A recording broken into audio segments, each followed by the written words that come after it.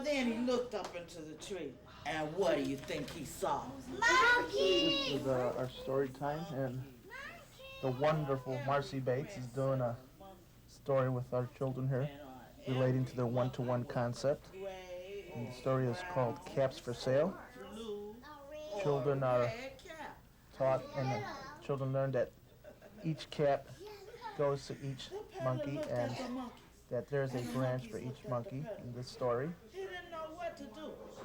So finally, he spoke to You can see children are enjoying the story there, except for maybe Sonny, my friend over there. Monkeys, he said, shaking a finger at them.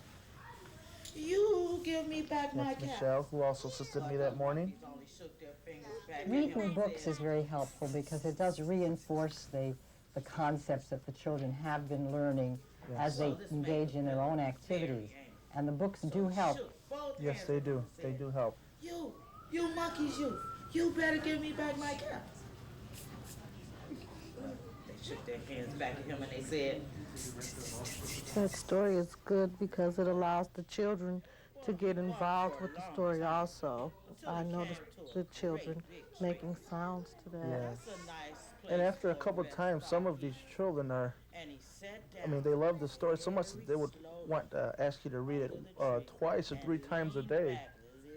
Also, they can act out the story later on and again reinforce that particular concept of the one monkey and the one cap and the one branch. And he stomped both his feet and he shouted, you monkeys, you give me back my Beautiful cap. smile there. But the monkeys only stomped both their feet back and said,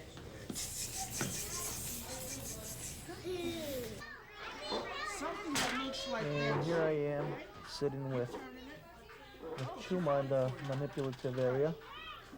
And he is working with a sorting box there. And he's learning the one-to-one concept because he knows that not all the shapes fit in all those openings. He has to find the opening for that certain shape. So there's that one-to-one concept there. You can see he's turning it and twisting it, and there you go, see? That's Carly assisting him there. As you can see, he's turning that box around and trying to look for that one shape that belongs to the one he has in his hand there. There we go. This was a rather difficult box. I've seen others that are similar, but they have fewer shapes. So this was quite a challenge for this child. I think children sometimes like challenges. I find that if you make it a little bit more difficult, they become more interested in it. Because I find out that if it's too easy, they pretty much don't want to do it when it's too easy for them. So I like to add all these different types of shapes there. And they become bored if it's too easy. Yes, yes. You know. Once they've learned it and they Right. practice it for a while, they're ready to go on to another challenge. Right. And here's my buddy Ayo and Sonny. You can see they're...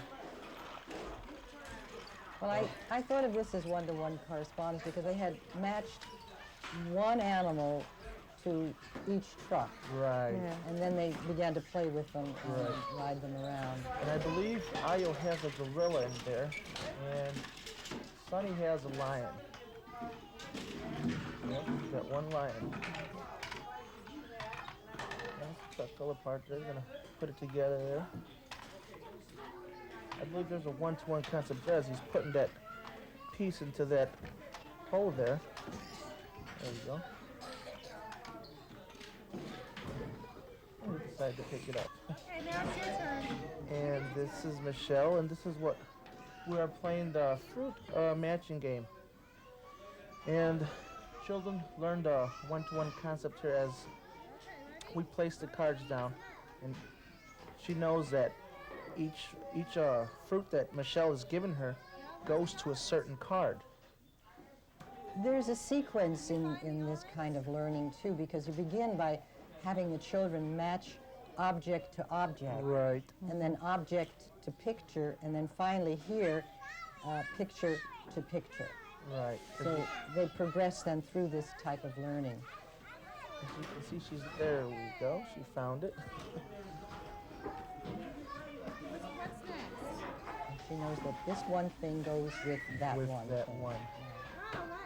And children need to learn one-to-one correspondence before they can begin to understand numbers and counting and comparing and any of the other things that build on this particular concept. This is more of a naturalistic type of one-to-one correspondence. Can you put it on there? And this is our lunchtime, and before children set the tables, I want to make clear that they do wash their hands, and we make sure of that. Here, Marcy has asked Carol to please place one plate at each chair for her, which she is doing there. This is more of a informal type of one-to-one correspondence. Setting the table is a very good activity for children to practice this particular skill and to really learn it. I also noticed that you have one child setting one table so that they get that experience. Right. Tell us a little more about why you do that. What I do is I have each child set his or her own table, so that way they can experience with all of the utensils, such as the plates, the cups, the spoons, and the forks. You know, you want to get them to have a feel of everything, not just the plates or not just the napkins. See? Right, so that they can experience the plate, the napkin, the cup, Right. this fork. That And that again enhances the one-to-one correspondence. Right. I think that's a very good idea because we do our setting a little differently. We let the children have the forks, the spoons, and the napkins, but they all do get a chance to put one at each spot. But I think this is a better idea. Yes. You'll be surprised that when they are finished with this, how happy they are that they have set their own table, and I mean, it's just... It also makes more sense because they're not dealing with quite so many Right. in terms of number. It's a smaller a number that Right. they deal with. Sandra, you're going to go home and change your method? Yes, I sure am. And here's Carol again putting that one cup to every plate there. There we go, with no problem there. And there go the cups for Herman. He's going to his table. And there's Ashley. Well, she decided to give Herman a hand there. Whoops. We've looked at the visuals for the one-to-one correspondence, Yes. and you were saying to me in the break that you do something else to enhance one-to-one correspondence. Yes. Before you guys had stepped out, we cleaned up our room, and children know and understand that each toy has its own place and a special shelf. So the children were learning the concept of one-to-one correspondence during cleanup time. In distributing materials, for instance, Right. if you give each child one scissors or one can of crayons or one whatever, and Yes. again, it's one-to-one. Yes. And then asking the children to distribute one-to-one and one-to-one, and those kinds of experiences Right. enhance this learning of this concept. I have seen children in schools who go in the block corner or the housekeeping corner and set up one doll to one bed or one car to one block, and that again shows you that they're working on that Right. concept.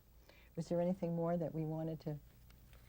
All right. Well, we can then go on to the concept